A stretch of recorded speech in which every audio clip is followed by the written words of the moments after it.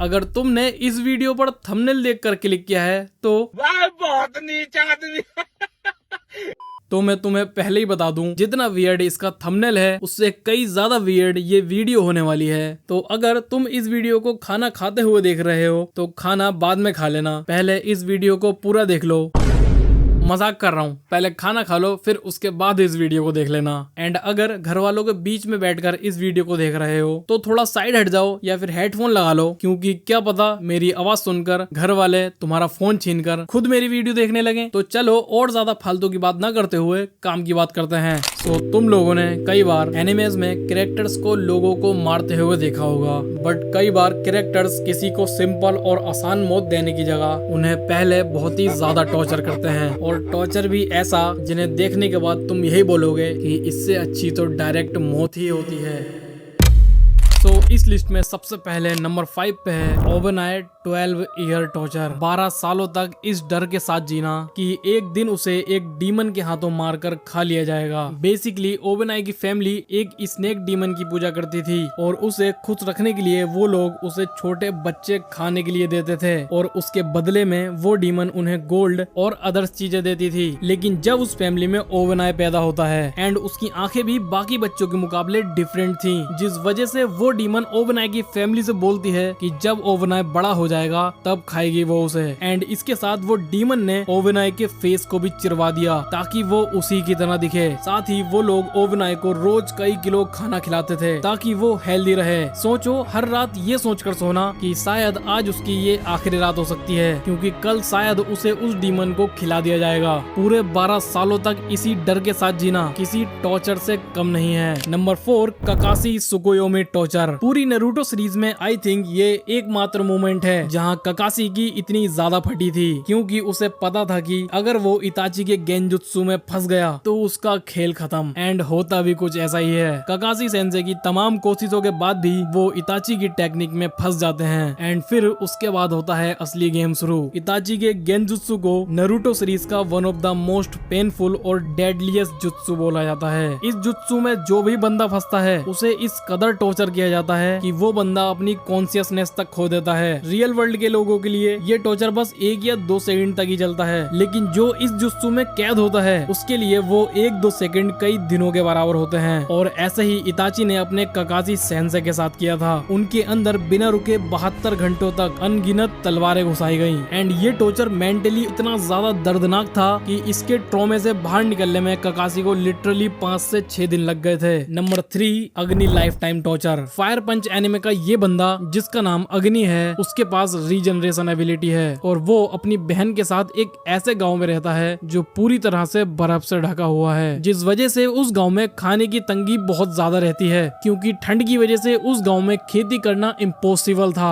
जिस वजह से अपना अग्नि लोगों पर दया दिखाता है और उन्हें अपने बॉडी पार्ट्स को काट कर देता है ताकि वो लोग उन्हें खाकर अपना पेट भर सके। एंड रीजनरेशन की वजह से उसके बॉडी पार्ट्स दोबारा आ जाते हैं। बट यहाँ पर एक दिक्कत की बात है, रीजनरेशन होने की वजह से उसके बॉडी पार्ट्स तो दोबारा ग्रो हो जाते हैं, बट उन्हें काटते वक्त उसे उतनी ही तकलीफ होती है जितनी एक नॉर्मल ह्यूमन को होती है। अगर ये सब सुनने के बाद तुम्हें ये लग रहा है कि बंदे को कितना ज्यादा दर्द झेलना पड़ रहा है, इससे ज्यादा बुरा और क्या ही हो सकता है उसके साथ, तो रुको। एक दिन वहाँ एक डोमा नाम का आदमी आता है जो अपने साथ एक पूरी सेना लाया होता है। उसके पास फायर की एबिलिटी होती है और उस फायर में ये खास बात है कि वो फायर तब तक नहीं बुझती है जब तक वो उस चीज को पूरी तरीके से राख में न बदल दे जिस पर उसे लगाया गया है, लाइक थोड़ी थोड़ी सास्के की ब्लैक फ्लेम की तरह। एंड डोमा उस पूरे गांव को किसी चीज का जिम्मेदार ठहराकर उस पूरे गांव को जला देता है, जिसमें अग्नि और उसकी सिस्टर भी जल जाते हैं। बट अग्नि की रीजनरेशन एबिलिटी उसे जलने नहीं देती है। वो जितनी बार जलता है उसकी एबिलिटी उसे उतनी बार हील कर देती है। एंड इसी वजह से वो अपनी आंखों के सामने अपनी बहन के साथ पूरे गाँव को जलते हुए देखता है। उसके कानों में लोगों की चिल्लाने की आवाजें गूंजती हैं, बट वो कुछ नहीं कर पाता है। अग्नि अभी भी उस आग में जल रहा होता है। उस आग के जलने से उसे इस कदर दर्द हो रहा था कि तुम सोच भी नहीं सकते। वो कई दिनों तक तो अपनी बहन के पास ही पड़ा रहता है और ऐसा ही वो कई सालों तक जलता रहता है और उस दर्द को सहन करता रहता है, जिसकी वजह से धीरे धीरे करके उसे उस दर्द की आदत पड़ जाती है। लेकिन फिर भी मरते टाइम तक वो उस आग के साथ टॉर्चर भरी जिंदगी जीता रहा। Number 2, Miki Makimura's death. इस सीन में दिखाया गया ये छोटा सा लौंडा टीवी में देख रहा होता है कि कैसे सभी शहर वाले लोगों को मार रहे हैं, क्योंकि उन सभी को लग रहा था कि उन सभी के बीच डेविल रह रहे हैं। एंड ये चीज देखकर वो सोचता है कि कहीं ये सभी लोग उसके भाई बहन को भी ना मार दें, इसीलिए वो उनको ढूंढने के लिए अपने कमरे से बाहर जाता है। बट जैसे ही वो नीचे पहुंचता है तभी उसके साथ कुछ ऐसा होता है, वो सभी लोग उसे मारकर उसके बॉडी के पार्ट्स को अलग अलग कर देते हैं। एंड तभी घर के अंदर चीखे और शोर शराबा सुनकर उसकी बहन भी वहाँ पर आ जाती है। एंड आई थिंक ये उसकी लाइफ की सबसे बड़ी गलती थी, वो सभी लोग उसे भी मार देते हैं एंड उसके भी बॉडी पार्ट्स को अलग करके उनको डंडों में फंसाकर हवा में ऐसे लहरा रहे होते हैं जैसे उन्होंने कितना ज्यादा महान काम करा हो। वो लिटरली उसके बॉडी पार्ट्स के साथ खेल रहे होते हैं। एंड लास्ट नंबर 1, मिटी फ्रॉम मेड इन अबायस। मैंने अभी तक तुम्हें 4 टॉर्चर्स के बारे में बताया, जिनमें ज्यादातर सभी अडल्ट ही थे, बट यहाँ पर केस थोड़ा अलग है। ये मॉन्ड्रियूड नाम का हरामी बच्चों के साथ एक्सपेरिमेंट के नाम पे PDF फाइल से भी ज्यादा खतरनाक काम करता था। ये आदमी देखना चाहता था कि अबायस की 6 लेयर पार करने पर जो कर्स मिलता है उसे हटा कैसे सकते हैं। एंड इसीलिए ये इन 2 बच्चों को चुनता है अपनी रिसर्च और एक्सपेरिमेंट को अंजाम देने के लिए। इसने इन दोनों लड़कियों को एक एलिवेटर में बिठाया और अबायस की 6 लेयर पर भेज दिया। और अबायस का एक रूल होता है कि नीचे जाना तो आसान होता है, पर जैसे जैसे तुम ऊपर की लेयर्स तक पहुंचते हो तो तुम्हें कर्स मिलता जाएगा। और जब मिट्टी 6 लेयर पर पहुंचती है तो उसकी बॉडी लिटरली मोम की तरह पिघलने लगती है। उसे इतना ज्यादा दर्द हो रहा था कि वो बस एक ही चीज चिल्ला रही थी कि उसे बस मार दो।